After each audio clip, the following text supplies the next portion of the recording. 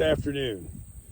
If you're interested in raising vegetables and season extensions, and you're like me and you can't afford a high tunnel of any decent size, and you love some of the traditional methods, I'm going to teach you about cloches.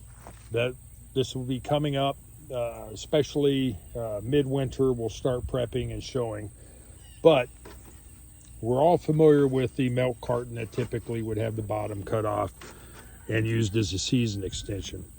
But what's far more sustainable, the plastic doesn't yellow, is taking one of these bottles,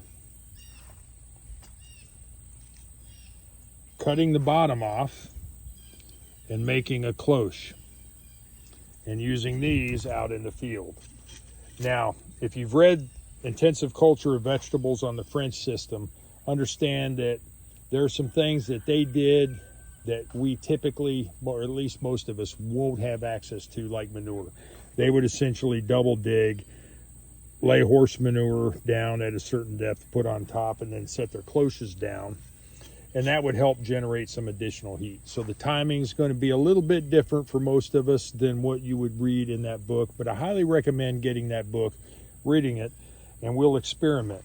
My plan is to eventually have hundreds of these and do large-scale gardening using cloches, and there's some challenges that will be associated with that.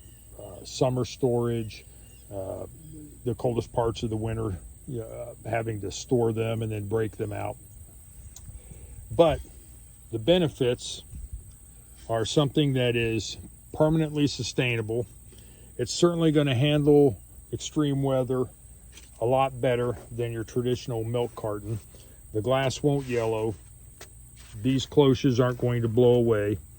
And they're far more affordable than buying the cloches that are available.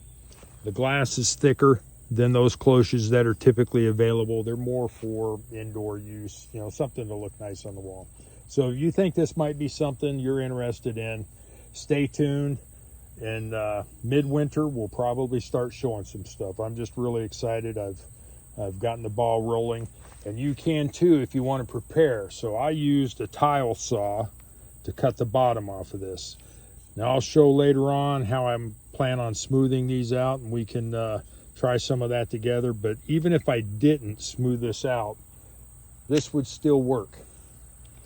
And we'll cover that, and stay tuned if you're interested. God bless.